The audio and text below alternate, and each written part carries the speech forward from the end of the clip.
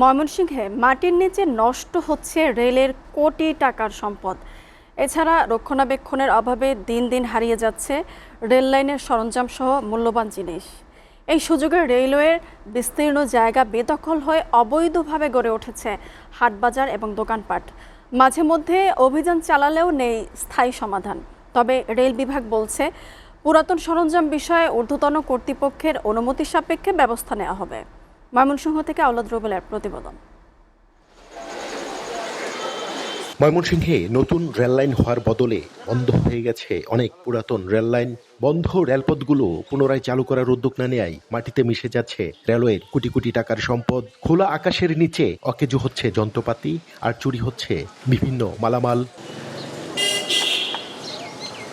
Rail কর্তৃপক্ষের এমন উদাসীনতার সুযোগে বেদখল হচ্ছে রেলের জায়গা। রেললাইন ভরাট করে গড়ে উঠছে অবৈধ ঘরবাড়ি, হাটবাজার ও দোকানপাট। তবে মাঝে মধ্যে লোক দেখানো অভিযান হলেও প্রভাবশালীদের দাপটে আবারও দখল হয়ে যায় রেলের জায়গা। এটা এমনি আমরা অস্থায়ীভাবে করতেছি, আবার রেলের প্রয়োজনে নিয়ে যাবে। এইভাবে পড়ে থাকাতে এইভাবে রয়েছে, মানুষের লোকজন থাকতো পরে বাইঙে দিচ্ছে। অনেক পরে মানুষ আবার দল করে ধর্মন করতেছে, অনেক সমস্যা আর কি। এখানে যদি ডুয়েল লাইন করে দেওয়া হয়, হ্যাঁ, তাহলে এটা যোগাযোগের একটা মাইলফলক হবে। রাষ্ট্রীয় সম্পদ নষ্ট না করে নিলামের মাধ্যমে বিক্রি করে সেই অর্থ দিয়ে রেলের উন্নয়নের দাবি এই নাগরিক নেতার।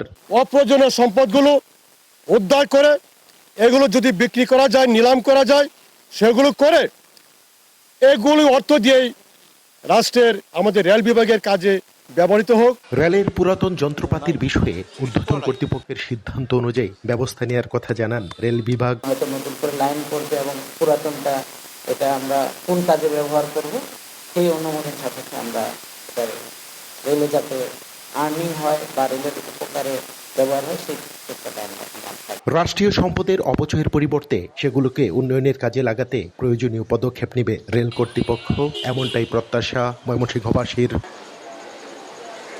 আওলাদ রুবেল, এসএটিভি, ময়মনসিংহ।